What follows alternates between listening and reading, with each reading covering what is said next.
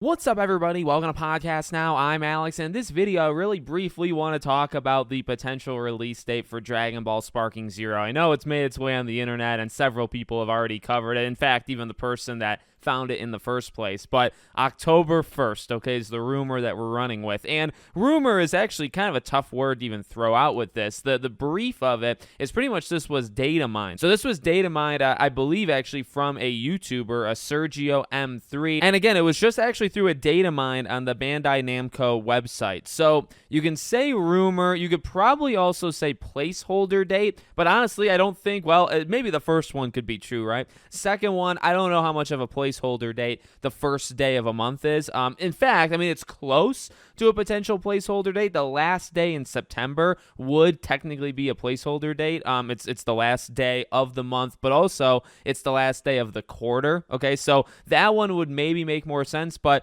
October 1st is also a Tuesday. Now, games can come out kind of whenever nowadays. Tuesday, Thursday, Friday. They got a few days, to work with, but I think that actually makes a lot of sense. And as people have been pointing out, you look at the release dates for the Tenkaichi series, right? I believe all three of them all came out right around the exact same time, like October 2nd, 3rd, 4th, 5th, somewhere in that range. And really, actually, you go back even further to even just Budokai 1, 2, 3, depending on which territory you're talking about, November or December, right? I think all three of them, or at least the first two, at least in North America, came out like the first week of December. So, even if not October, I think the fall in general is that sweet spot for the Budokai series, for the Budokai Tenkaichi series, and I think that makes a lot of sense for Sparking Zero. We've talked actually quite a bit about it with all of these ratings, right? It keeps getting rated all around the world, and pretty much all that means for right now, because we're still a little bit, away from it, is just I feel the game's coming out this year.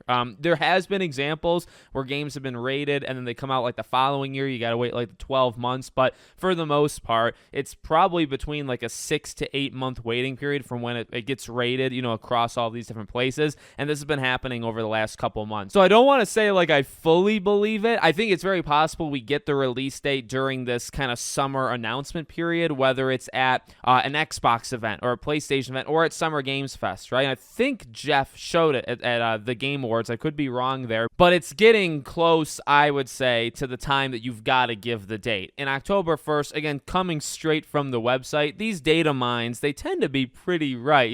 It's not, like I said, it's hard to even classify it as a rumor. It's in the coding, and they're just kind of finding it and putting out for the world. So it could change. I guess that's the only thing you could probably say about it, right? But as of right now, it's kind of like, well, they were secretly planning it to be October 1st, and then it was not so secret anymore. And it could change, but that's really the only thing that could happen to it. I guess you could also say, even if it was changed, that at some point it was going to be, October 1st. But again, I think the fall, October, November, one of those 2 months makes a lot of sense for this game. So let me know what you guys think in the comments. Make sure, as always, you're subscribed to the channel, bell icon turned on, and I hope to see you all on the next one.